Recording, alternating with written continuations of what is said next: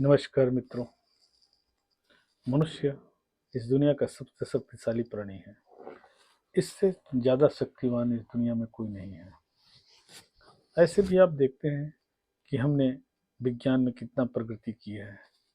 दूसरे ग्रह तक के हम लोगों ने अपना यान भेज चुके हैं। चंद्रमा से स्वयं आदमी आ चुका है।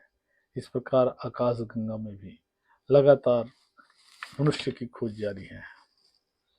रहा हथियार औजार बनाने का, जैसे पहले ब्रह्मास्त्र, दिव्यास्त्र इत्यादि होते थे, इसी प्रकार आज परमाणु बम है। इससे घातक बम और कोई नहीं बनाया गया है, जो मनुष्य ही नहीं बनाया है। तो मित्रों, मनुष्य की जो क्षमता है असीमित है, वो कुछ भी कर सकता है। मनुष्य पत्थर की मूर्ति में पूजा कर करके अपने आस्था को समर्पित करके भगवान बना सकता है, तो स्वयं भगवान क्यों नहीं बन सकता। कहते हैं कि सभी व्यक्ति परमात्मा की अंश है, अर्थात परमात्मा से ही निकले हुए हैं। यदि आप जीवन में सही मार्ग पर चलते हुए, यदि ईश्वर की आराधना करते हुए रहते हैं, तो निश्चित रूप से आपको परम ज्ञान की प्राप्ति होगी। प्रज्ञावान व्यक्ति, संत व्यक्ति को ही इस जीवन की सही जानकारी होता है। अक्सर हम देखते हैं, हम हमेशा दुनिया में खोए रहते हैं। दुनिया में क्या हो रहा है, कौन क्या कर रहा है, कैसे कर रहा है, इन्हीं सब चीज़ों में हमारी सारी ऊर्जा खत्म हो जाता है। स्वाभाविक है, मनुष्य जीवन में सुख दुख, दिन रात, सर्दी गर्मी सभी आता है और सबको हमें सहन करना पड़ता है। लेकिन जीवन में कभी भी प्रकृति के विरुद्ध काम नहीं करना चाहिए। अगर प्रकृति के विरुद्ध काम करोगे तो हमेशा कष्ट पाओगे। इसलिए जो प्रकृति ने नियम बनाया है, उस नियम को अगर पालन करते हैं तो निश्चित ही आप मनुष्य जीवन का सही आनंद और उद्देश्य को प्राप्त कर सकते हैं। हालांकि कोई नया बात नहीं है, ऐसे सभी धर्मशास्त्रों में और बड़े बड़े संत ऋषियों ने भी यही बात कहा है। रहा बात है कि लोगों को अच्छी बात सुनने की कोई फुर्सत नहीं रहता। लोगों को मनोरंजन करने, हंसने हंसाने, या तो फिर और भी अन्य प्रकार की चीज़ें हैं, जैसे जुए हैं और भी हैं, राजनीति से संबंधित बातें हैं, किसी लड़ाई से संबंधित बातें हैं, इस चीज़ों को ज़्यादा गौर करते हैं, जो उनके लिए कोई मायने नहीं रखता। तो सबसे पहली मेरी विचार यही है कि हर आदमी को अपने आप से बात करना चाहिए, अपने आप को जानने का प्रयास करना चाहिए।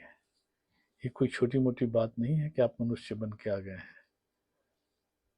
मनुष्य होने का कोई उद्देश्य होगा, ईश्वर ने आपके लिए कोई बहुत बड़ा सोचा होगा, तभी आपको मनुष्य बनाकर भेजा है।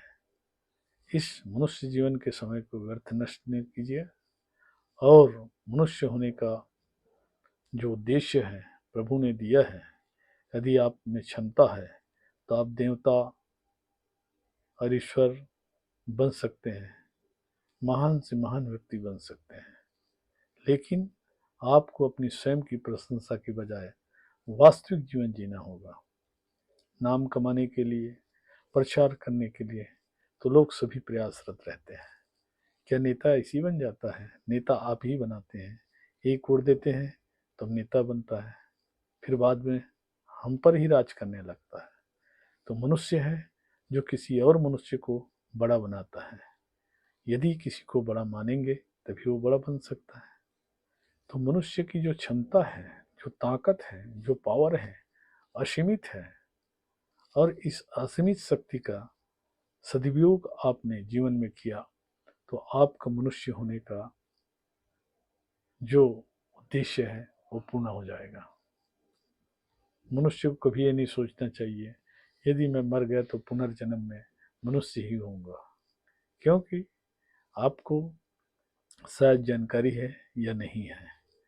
क्योंकि मनुष्य यदि शतोगुण लेकर के अंतिम समय में इस जीवन को छोड़ता है तो देवलोक को प्राप्त होता है। और यदि रजोगुण को लेकर के इस जीवन का त्याग करता है तो पुनर्मनुष्य जन्म में आता है, और तमोगुण को लेकर के जो व्यक्ति इस जीवन को छोड़ता है वो कीट पतंग, पशु पक्षी इत्यादि योनियों में आता है।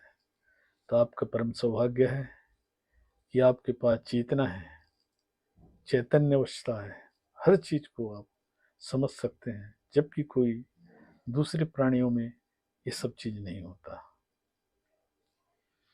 पशु हो, पक्षी हो, पेड़ हो, पौधों हो, उसमें इस प्रकार की चेतन क्षमता नहीं रहता। इसलिए मनुष्य सबसे श्रेष्ठ और सबसे शक्तिशाली प्राणी इस संसार में है। मेरी बात आपको कैसा लगा?